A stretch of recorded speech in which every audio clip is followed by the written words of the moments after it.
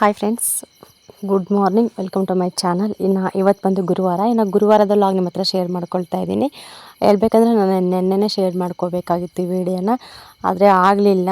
ಅದಕ್ಕೋಸ್ಕರ ಕೆಲಸಕ್ಕೆ ಹೋಗ್ತಾ ಇದ್ದೀನಲ್ವ, ನನಗೆ ಟೈಮೇ ಸ್ವಲ್ಪ ಸಾಕಾಗ್ತಾ ಇಲ್ಲ. ಬೆಳಗ್ಗೆ ಹೋದರೆ ಒಂದು 10-11 ಗಂಟೆಗೆ ಹಂಗೆ ಹೋದರೂ ಕೂಡ ಬರೋದೇ ಸಂಜೆ 5 ಗಂಟೆ 5 ಕಾಲಾಗುತ್ತೆ ಮನೆಗೆ. ಮತ್ತು ಅಲ್ಲಿಂದ ತೋಟಕ್ಕೆ ಬರ್ತೀನಿ. ತೋಟಕ್ಕೆ ಬಂದಮೇಲೆ ಆಗಲೇ ಸುಸ್ತಾಗಿಬಿಟ್ಟಿರುತ್ತೆ. ಸುಮ್ಮನೆ ಏನು ಕೂಡ ಇದು ಮಾಡೋದಕ್ಕೆ ಮನಸ್ಸು ಬರೋಲ್ಲ. ಚಳಿ ಅಂದರೆ ಸಿಕ್ಕಾಪಟ್ಟೆ ಚಳಿ. ಹೊರಗಡೆ ಬಂದು ವಾಯ್ಸ್ ಓವರ್ ಕೊಡೋಣ ಅಂದರೂ ಕೂಡ ಆಗೋದಿಲ್ಲ ಒಂದೊಂದು ಸರಿ. ಒಳಗೆ ವಾಯ್ಸ್ ಓವರ್ ಕೊಡೋಣ ಅಂದರೆ ಗುಂಡ ಇರ್ತಾರೆ, ನಮ್ಮ ಮನೆಯವರು ಇರ್ತಾರೆ, ಅಲ್ಲಿ ತುಂಬ ಡಿಸ್ಟರ್ಬೆನ್ಸ್ ಇರುತ್ತೆ. ಅಲ್ಲಿ ಕೂಡ ವಾಯ್ಸ್ ಓವರ್ ಕೊಡೋದಕ್ಕಾಗ್ತಾಯಿಲ್ಲ. ವೀಡಿಯೋಸ್ ಎಲ್ಲ ತುಂಬ ಇದೆ, ಬಟ್ ಅಪ್ಲೋಡ್ ಮಾಡೋದಕ್ಕಾಗ್ತಾಯಿಲ್ಲ. ಆ ರೀಸನ್ ಬಿಟ್ಟರೆ ಇನ್ನೇನಿಲ್ಲ. ಡೈಲಿ ಕೂಡ ಎಷ್ಟಾಗುತ್ತೋ ಅಷ್ಟು ನಾನು ವೀಡಿಯೋನ ತೆಗೆದಿಟ್ಕೊತಾ ಇದ್ದೀನಿ, ಆದರೆ ಅಪ್ಲೋಡ್ ಮಾಡೋದಕ್ಕಾಗ್ತಾಯಿಲ್ಲ. ನಾನು ನೆನ್ನೆನೇ ಇದನ್ನು ಅಪ್ಲೋಡ್ ಮಾಡಬೇಕಿತ್ತು, ಲೇಟ್ ಆಯಿತು. ಏನು ಅಂದ್ಕೋಬೇಡಿ. ನಾನು ಡೈಲಿ ನೋಡ್ತಿರೋ ವ್ಯೂವರ್ಸ್ ಅಂತೂ ನೆನ್ನೆ ವೇಟ್ ಮಾಡಿರ್ತೀರ, ಯಾಕೆ ಇವತ್ತು ವ್ಲಾಗ್ ಬಂದಿಲ್ಲ ಅಂತ ಹೇಳಿ. ಹೌದು, ಸ್ವಲ್ಪ ನನಗೆ ಆಗಲಿಲ್ಲ, ಅದಕ್ಕೋಸ್ಕರ ಅಪ್ಲೋಡ್ ಮಾಡೋದಕ್ಕಾಗಲಿಲ್ಲ, ಕ್ಷಮೆ ಇರಲಿ. ವ್ಲಾಗಿಗೆ ಬಂದರೆ ಗುರುವಾರ ಇವತ್ತು. ತೋಟದಲ್ಲಿ ನಾಯಿ ಮರಿ ನೋಡಿದ್ರಲ್ಲ ಎಷ್ಟು ಕ್ಯೂಟಾಗಿದೆ ಅಂದರೆ ಸಿಕ್ಕಾಪಟ್ಟೆ ತರಲೆ ಮಾಡ್ತಾಯಿದೆ. ಅದ್ರ ಜೊತೆಗೆ ಆಟಾಡಿಕೊಂಡು ಅಲ್ಲೆಲ್ಲ ಕೆಲಸ ಮುಗಿಸ್ಕೊಂಡು ನಮ್ಮ ಮನೆಗೆ ಬಂದ್ವಿ. ಇವತ್ತು ನೋಡ್ತಾ ಇರ್ಬೋದು, ತಟ್ಟೆಯಲ್ಲಿ ಸ್ವಲ್ಪ ಕಲರ್ಫುಲ್ಲಾಗಿ ಕಾಣಿಸ್ತಾ ಇದೆ ಅಲ್ವಾ. ಹೌದು, ನಮ್ಮ ಅತ್ತೆ ಇವತ್ತು ಬಂದುಬಿಟ್ಟು ಹಾಲ್ಮಲ್ಲೇಶ್ವರಕ್ಕೆ ಪಿಕ್ನಿಕ್ ಥರ ಹೋಗಿದ್ರು. ನಮ್ಮ ಅತ್ತೆ ಮತ್ತು ನಮ್ಮ ಅತ್ತೆ ತಂಗಿ ಚಿಕ್ಕ ಅತ್ತೆನೂ ಕೂಡ ಹೋಗಿದ್ರು. ಅದಕ್ಕೋಸ್ಕರ ಬೆಳಗ್ಗೆನೇ ಪವಿತ್ರ ಅಷ್ಟೊತ್ತಿಗೆ ಎದ್ಬಿಟ್ಟು ಚಪಾತಿ ಮತ್ತು ಅವಲಕ್ಕಿ ಒಗ್ಗರಣೆ ಅದೆಲ್ಲ ಸ್ವಲ್ಪ ಟಿಫನ್ನಾಗಿ ಮಾಡಿಕೊಟ್ಲು. ನಮ್ಮ ಅತ್ತೆ ಬೇಡ ಬಿಡು, ಇಲ್ಲೇ ಮಾಡ್ಕೊತೀನಿ ಬಾ ಅಂತ ಹೇಳಿದರು. ಆದರೂ ಕೂಡ ಮಾಡ್ಕೊಂಡು ಹೋಗ್ಬೇಕಲ್ವ, ಇರಲಿ ಬಿಡು ಅಂತ ಹೇಳಿಬಿಟ್ಟು ನಮ್ಮ ಅತ್ತೆ ಅಲ್ಲಿಗೂ ಹೋಟೆಲಲ್ಲಿ ತೊಗೊತೀನಿ ಬಿಡಮ್ಮ ಅಂತ ಹೇಳ್ತಾಯಿದ್ರು. ಅಲ್ಲೆಲ್ಲ ಹೋಟ್ಲು ಅದೆಲ್ಲ ಸಿಗಬೇಕಲ್ವ, ಹೋಗೋದೇ ಬೇರೆ ಇದಕ್ಕೆ. ಹಾಗಾಗಿ ಬೆಳಗ್ಗೆನೇ ಅಷ್ಟೊತ್ತಿಗೆ ಎದ್ಬಿಟ್ಟು ಚಪಾತಿ ಅವಲಕ್ಕಿ ಎಲ್ಲ ಮಾಡಿಕೊಟ್ಟು ಕಳಿಸಿದ್ದಾಳೆ. ಬೆಳಗ್ಗೆನೇ ನಮ್ಮ ಮನೆಯವ್ರು ಎದ್ಬಿಟ್ಟು ನಮ್ಮ ಅತ್ತೆನ ಬಿಟ್ಟು ಬಂದರು. ಅತ್ತೆ ಮನೆ ಹತ್ರ ಅಂದರೆ ನಮ್ಮ ಚಿಕ್ಕತ್ತರ ಮನೆ ಹತ್ರ ಬಿಟ್ಟು ಅವ್ರು ವಾಪಸ್ ಬಂದು ನಮ್ಮನ್ನು ಕರ್ಕೊಂಡು ಊರೊಳಗೆ ಬಂದರು. ಖುಷಿ ವಿಚಾರ ಅಂದರೆ ನನ್ನ ಮಗ ಒಬ್ಬನೇ ತಿಂತಾಯಿದ್ದಾನೆ. ಪವಿತ್ರ ಕೈಗೆ ಒಪ್ಪಿಸಿಬಿಟ್ಟಿದ್ದೀನಿ ನಾನು ಅವನ್ನ ನೋಡ್ಕೊಳ್ಳೋದಕ್ಕೆ. ಏನೇ ಆಗಲಿ, ಊಟದ ವಿಷಯ ಆಗಲಿ, ಪ್ರತಿಯೊಂದು ಆಗಲಿ ಹೆಂಗೆ ಹೇಳ್ತಾಳೆ ಪವಿತ್ರ ಅದೇ ಥರನೇ ಕೇಳ್ತಾ ಇದ್ದಾನೆ. ನಿಜವಾಗ್ಲೂ ನನ್ನ ಮಾತಂತೂ ಏನೂ ಕೇಳೋದೇ ಇಲ್ಲ. ಒಂದು ದಿನನೂ ಒಂದು ತಟ್ಟೆಲಿ ಈ ಥರ ಊಟ ಹಾಕ್ಸ್ಕೊಂಡು ತಿಂದಿದ್ದು ನಾನು ನೋಡೇ ಇಲ್ಲ. ಇವಾಗೆಲ್ಲ ನೋಡ್ತಾ ತುಂಬ ಖುಷಿ ಆಗುತ್ತೆ ನನಗೆ. ಇವತ್ತು ನಮ್ಮದು ಕೆಲಸ ಕೂಡ ರಜೆ ಇತ್ತು. ಕ್ರಿಸ್ಮಸ್ ಹಬ್ಬ ಅಂತ ಹೇಳಿಬಿಟ್ಟು ರಜೆ ಇತ್ತು ಇವತ್ತು. ಹಾಗಾಗಿ ಅತ್ತೆ ಇದಕ್ಕೆ ಹೋಗಿದ್ರು. ನಾವು ಬಂದುಬಿಟ್ಟು ಮನೆಯಲ್ಲೇ ಇದ್ವಿ. ಕೆಲಸ ಇವತ್ತು ರಜೆ ಇತ್ತು. ಹಾಗಾಗಿ ಚಿಕ್ಕಪ್ಪರ ಮನೆ ಹತ್ರ ಬಂದೆ. ಇದು ಚಿಕ್ಕಪ್ಪ ಆಗಬೇಕು, ಮಂಜು ಚಿಕ್ಕಪ್ಪ ಅಂತ ಹೇಳಿ. ಅವ್ರ ಕೈಯಲ್ಲಿ ಕಸಬಿದೆ, ಅದಕ್ಕೋಸ್ಕರ ಡೈಲಿ ಎಷ್ಟೆಷ್ಟಾಗುತ್ತೋ ಅಷ್ಟೆಷ್ಟು ಮನೆ ಕಟ್ತಾ ಇದ್ದಾರೆ. ನಿಜವಾಗ್ಲೂ ನಾವೇನಾದರೂ ಒಂದು ಇದೆ ಅಂತಲ್ಲ, ಏನಾದರೂ ನಮ್ಮ ಸ್ವಂತ ಒಂದು ಕೈಯಲ್ಲಿ ಕೆಲಸ ಅಂತ ಇದ್ದರೆ ಆರಾಮಾಗಿ ಮಾಡ್ಕೋಬೋದು. ಇದೇ ಮನೆ ಕಟ್ಟೋದಕ್ಕೆ ಹೊರಗಡೆ ಕೊಟ್ಟಿದ್ರೆ ಎಷ್ಟು ದುಡ್ಡು ಹೋಗ್ತಾಯಿತ್ತು ಗೊತ್ತಾ. ಹಾಗಾಗಿ ನಮ್ಮ ಮಂಜಣ್ಣನ ಮಾತ್ರ ಕರ್ಕೊತಾರೆ ಸ್ವಲ್ಪ ಸಿಮೆಂಟ್ ಎಲ್ಲ ಕೊಡೋದಕ್ಕೆ. ಮಿಕ್ಕಿರೋದೆಲ್ಲ ಕೂಡ ಅವರೇ ಎಲ್ಲ ನೋಡ್ಕೊತಾ ಇರ್ತಾರೆ. ನೋಡ್ಬೋದು ಎಷ್ಟು ಚೆನ್ನಾಗಿ ಬಿದ್ದಿದೆ ಮನೆ ಅಂತ ಹೇಳಿ. ಇದಕ್ಕೆಲ್ಲ ಕೇಳ್ತಾ ಇದ್ದೀನಿ ಚಿಕ್ಕಪ್ಪನ. ಅಡುಗೆ ಮನೆ ಮತ್ತು ಹಾಲು ಮತ್ತು ರೂಮು ಅದೆಲ್ಲ ಸ್ವಲ್ಪ ಹೇಳ್ತಾ ಇದ್ದಾರೆ, ಸ್ವಲ್ಪ ಕೇಳ್ತಾ ಇದ್ದೆ. ಇದನ್ನು ಸ್ವಲ್ಪ ನೀಟಾಗಿ ಎಲ್ಲ ಇದು ಕಟ್ಟಿಗೆ ಎಲ್ಲ ಹಾಕ್ಕೊಂಡಿದ್ದಾರೆ ಅಲ್ವ ಕಟ್ಟೋದಕ್ಕೆ, ಅದೆಲ್ಲ ತೆಗೆದ್ರೆ ಚೆನ್ನಾಗಿ ಕಾಣಿಸುತ್ತೆ. ಹಾಲು ಮತ್ತು ಕಿಚನ್ನು, ಬೆಡ್ರೂಮು ಅದೆಲ್ಲ ಯಾವ್ಯಾವ ಥರ ಇದೆ ಅಂತ ಹೇಳಿ. ಎಲ್ಲ ಚಿಕ್ಕಪ್ಪನ ಹತ್ರ ಹೋಗ್ಬಿಟ್ಟು ಸ್ವಲ್ಪ ಹೊತ್ತು ಮಾತಾಡಿಸ್ಕೊಂಡು ಮನೆಗೆ ವಾಪಸ್ ಬಂದೆ. ಯೋಷಿತ ಕೂಡ ಮಲ್ಕೊಂಡ್ಬಿಟ್ಟಿದ್ಲು. ಮಲ್ಕೊಳ್ಳಿ ಚೆನ್ನಾಗಂತ ಹೇಳಿ ನಾವು ಇವತ್ತು ರಜೆ ಇತ್ತಲ್ವ, ಇವರಿಬ್ಬರನ್ನಂತೂ ಹಿಡಿಯೋದಕ್ಕೆ ಆಗ್ತಾ ಇರಲಿಲ್ಲ. ಸಿಕ್ಕಾಪಟ್ಟೆ ತರಲೆ ಮಾಡ್ತಾಯಿದ್ರು. ಹೊರಗಡೆ ಎಲ್ಲ ಟೈರ್ ತೊಗೊಂಡು ಆಟಾಡಿ ಮತ್ತೆ ಒಳಗಡೆ ನಮ್ಮ ಮಂಜಣ್ಣ ಗೆದ್ರುಕೊಬಿಟ್ರು. ಫಸ್ಟು ಹೋಗಿ ಹೋಗ್ರಿ ಸ್ವಲ್ಪ ಅಂತಂದರೆ ಮಲ್ಕೊಳ್ಳೋದು ಬಿಟ್ಟು ಬೆಡ್ಶೀಟ್ ತೊಗೊಂಡು ಆಟ ಆಡ್ಕೊಂಡೇ ಇದ್ದಾರೆ.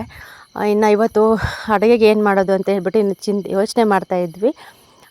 ಹಾಗೆ ನೋಡಿದ್ವಿ, ಸ್ವಲ್ಪ ಚಿಕ್ಕಡಿಕಾಯಿ ಬಿಟ್ಟಿತ್ತು ಮನೆ ಹತ್ರ. ಇದು ಬಳ್ಳಿ ಕಾಣಿಸ್ತಾನೆ ಇಲ್ಲ, ನಿಮ್ಗೆ ಹೇಳ್ಬೋದು. ಅದು ಮರ ಇದೆ ಅಲ್ವ, ಮರದ್ದು ಕಾಯಿನೂ ಒಂದೇ ಥರ ಇದೆ. ಈ ಚಿಕ್ಕಡಿಕಾಯಿ ಬಳ್ಳಿ ಇದಕ್ಕೆ ಹಬ್ಬಿದೆ. ಅದರದ್ದು ಕೂಡ ಸೇಮ್ ಟು ಸೇಮ್ ಒಂದೇ ಥರನೇ ಇದೆ.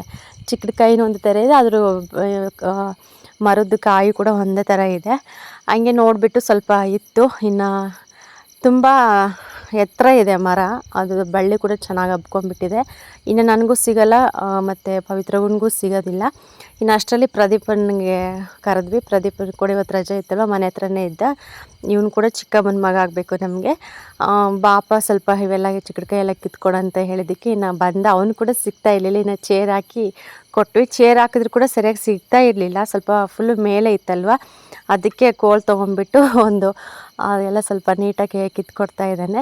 ಹಿಂಗೆ ಮನೇಲಿ ಸ್ವಲ್ಪ ಹೈಟ್ ಇರೋರಿದ್ದರೆ ಹೆಲ್ಪ್ ಆಗುತ್ತೆ, ಹೈಟ್ ಇರೋರಿಲ್ಲ ಅಂತಂದರೆ ಸ್ವಲ್ಪ ಕಷ್ಟನೇ. ಇನ್ನು ಚೇರ್ ಹಾಕೊಂಡ್ರು ಕೂಡ ಕೆಲವ್ರಿಗೆ ಸಿಗೋದಿಲ್ಲ. ಇವತ್ತು ನಮ್ಮದು ಕೂಡ ಇದೇ ಥರ ಆಯಿತು. ಇನ್ನು ಮಾವ ಕೂಡ ಇರಲಿಲ್ಲ. ನಮ್ಮ ಮಾವ ಇವತ್ತು ನಮ್ಮ ರಿಲೇಟಿವ್ಸು ಒಬ್ಬರು ತೀರೋಗಿದ್ದರು, ಅವ್ರದ್ದು ಕಾರ್ಯ ಇತ್ತು, ಅದಕ್ಕೋಸ್ಕರ ಅದಕ್ಕೆ ಹೋಗಿದ್ರು. ಇನ್ನು ಅತ್ತೆ ಬಂದುಬಿಟ್ಟು ಪಿಕ್ನಿಕ್ ಥರ ಹೋಗಿದ್ರು ದೇವಸ್ಥಾನಕ್ಕೆಲ್ಲನೂ.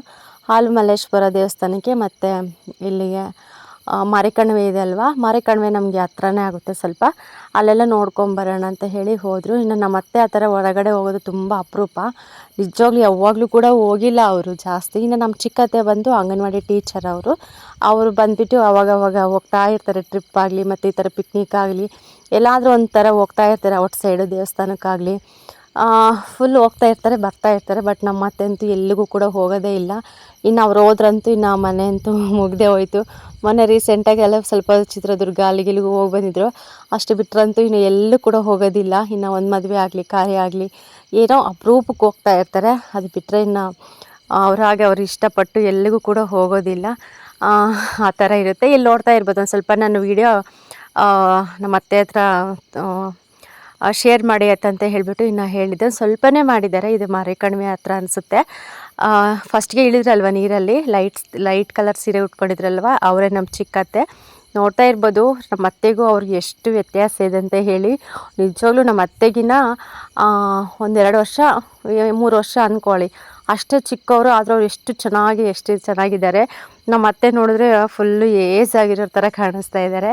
ಇದ್ರ ಕಾರಣ ಬಂದುಬಿಟ್ಟು ಏನಿಲ್ಲ, ಓಪನ್ನಾಗಿ ಹೇಳ್ತಾ ಇದ್ದೀನಿ, ಕಷ್ಟ ಸುಖ ಅನ್ನೋದಿರುತ್ತಲ್ವ.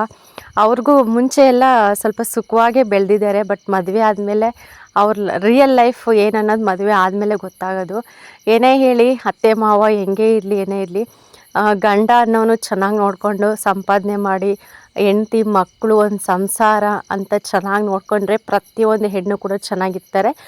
ಬೇಕಾದ್ರೆ ಅವ್ರಿಗೆ ಕೂಡ ಸಪೋರ್ಟಿವ್ ಆಗಿ ಇದ್ಬಿಟ್ಟು ಆರಾಮಾಗೆ ಲೈಫ್ ಲೀಡ್ ಮಾಡ್ಕೊಂಡು ಹೋಗ್ತಾ ಇರ್ತಾರೆ. ಬಟ್ ನಮ್ಮ ಅತ್ತೆ ವಿಷಯದಲ್ಲೇ ಹಾಗಾಗಲಿಲ್ಲ. ತುಂಬ ಕಷ್ಟಪಟ್ಟು ತವ್ರ ಮನೆ ಮೇಲೆ ಸುಖವಾಗೇ ಇದ್ದಾರೆ. ಗಂಡನ ಮನೆಗೆ ಹೋದಾಗ ಕೂಡ ಪರವಾಗಿಲ್ಲ, ಸ್ವಲ್ಪ ಇರೋದ್ರಲ್ಲೇ ಚೆನ್ನಾಗಿದ್ದಾರೆ.